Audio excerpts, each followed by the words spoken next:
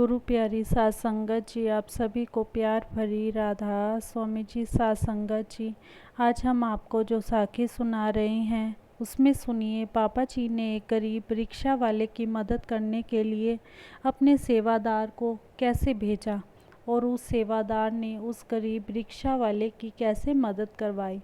एक सेवादार था। शाम को ऑफिस से जब वह ड्यूटी करके घर आया, उसको दफ्तर की गाड़ी घर तक छोड़कर गई थी। रात का समय हो गया था। उसके घर पर कोई नहीं था। उसकी बीवी बच्चे अपनी नानी के घर मामा की शादी पर गए हुए थे। वह सेवादार जब घर आया तो उसको थोड़ा सिर दर्द लग रहा था। उसने अपने घर में सिर दर्द की गोली ढूंढी पर उसको कहीं पर भी नहीं मिली। तो वह सोचता है, थोड़ी दूर ही केमिस्ट की दुकान है, मैं वहाँ से दवाई लेकर आता हूँ, सुबह तक सिर दर्द ठीक हो जाएगा, क्योंकि मैंने भी सुबह ससुराल में शादी पर जाना है। जब वह घर से बाहर निकला तो हल्की बारिश आ रही थी। उसने सोचा, अगर कोई रिक्शा वाला मिल जाए तो मैं रिक्शा पर ही चला जाऊंगा, क्योंकि बारिश पड़ने से मेरा सिर दर्द बढ़ जाएगा। मैं आने जाने की रिक्शा कर लूँगा और दवाई लेकर घर आ जाऊँगा। इतने में उसे एक रिक्शा आती हुई दिखाई देती है। सात संगत जी, वह सेवादार रिक्शा वाले को कहता है, मेरे को उस चौक तक केमिस्ट की दुकान पर जाना है और वहाँ से दवाई लेकर वापस आना है।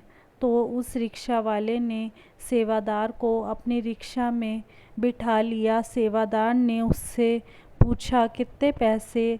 उसने कहा, साहिब आने जाने के 100 रुपये लगेंगे। उसने रिक्शा वाले से पूछा, क्या बात हुई भाई, तू भी बहुत ढीला सा लग रहा है। रिक्शा वाला उस सेवादार को कहता है, बाबूजी मेरे को भी 2-3 दिन से बुखार है, सवारी तो अब कोई मिलती नहीं और मेरे पास दवाई लेने के भी पैसे इकट्ठे नहीं हो रहे। रिक्शा वाला उस सेवादार को केमिस्ट की दुकान तक ले गया। तब उस सेवादार ने केमिस्ट से जाकर सिर दर्द की दवाई ली और फिर वापस आते आते उसके मन में आया कि उस रिक्शा वाले को भी बुखार है, चलो मैं उसकी भी दवाई ले लेता हूँ। तो उसने केमिस्ट से रिक्शा वाले के लिए भी बुखार की दवाई ले ली। वह जब दवाई लेकर बाहर आया तो उसके दिमाग में आया, उसकी पत्नी तो घर पर नहीं है, मैं खाना कहाँ से खाऊंगा। उसने कहा, चलो यहाँ पर आया हूँ, साथ में होटल है, मैं वहाँ से अपना खाना पैक करवा लेता हूँ। सात संगत जी, तो उस सेवादार ने अपने लिए भटूरे छोले पैक करवाए। तो उसके मन में आया कि पता नहीं उस रिक्शा वाले ने भी कुछ खाया है या नहीं। तो उसने रिक्शा वाले के लिए भी भटूरे छोले पैक करवा लिए। सेवादार आकर रिक्शा में बैठ जाता है और रिक्शा वाले के साथ बातें करते हुए घर तक पहुंच जाता है। सेवादार रिक्शा वाले से पूछता है, तुम्हारे घर में कौन कौन है और कमाने वाले कितने हैं। वह उससे सारा हालचाल जानता है। सेवादार जब अपने घर पहुंचता है तो रिक्शा वाले को एक पैकेट देता है और कहता है, भाई यह तेरी दवाई है और यह भटूरे छोले हैं, तुम यह खाना खाकर फिर यह दवाई की एक गोली खाकर आराम से सो जाना। एक गोली सुबह खानी है और एक रात को, 3 दिन की दवाई है, यह खाकर तू जल्दी से ठीक हो जाएगा। सात संगत जी, जो रिक्शा वाला था वह तो रोए ही जा रहा था, रोए ही जा रहा था। उस सेवादार ने उससे पूछा, भाई क्या बात है, तुम रो क्यों रहे हो। वह गरीब रिक्शा वाला बोला, साहब जी मैं भगवान जी को रोज़ प्रार्थना करता हूँ, भगवान जी मेरे को कोई ऐसी सवारी भेज दो जो मेरी मदद कर सके, मेरे को दवाई लेकर दे सके और मेरे को खाना भी खिला सके। साहब जी आपको तो शायद भगवान जी ने ही भेजा है मेरी मदद करने के लिए, इसलिए मैं रोए जा रहा था। रिक्शा वाला उसके पाँव में गिर गया और बोला, मैं हर समय उस भगवान जी से यही दुआ करता था कि भगवान जी, मेरे को मदद चाहिए, आप मेरी मदद करने के लिए किसी को भेज दो। देखो आज भगवान जी ने मेरी मदद करने के लिए आपको भेज दिया है। मेरे छोले भटूरे खाने का बहुत मन करता था, पर मेरे पास पैसे नहीं होते थे। साहब जी, आज भगवान जी ने ये छोले भटूरे भी आपके ज़रिए मुझे दे दिए। वह सेवादार सोचता है, उस होटल वाले ने तो मेरे को मेन्यू कार्ड दिया था, परंतु मैंने तुम्हारे लिए और अपने लिए छोले भटूरे ही पैक करवाए। पता नहीं यह सब उस कुल मालिक का ही कोई इशारा था। उस सेवादार उस रिक्शा वाले को 500 रुपये का एक नोट दिया तो रिक्शा वाला बोला, साहब छुट्टे 100 रुपये दे दो। तो उस सेवादार ने कहा, भाई तू यह सारे ले जा, वापस देने की कोई ज़रूरत नहीं है, यह तुम्हारे काम आ जाएंगे।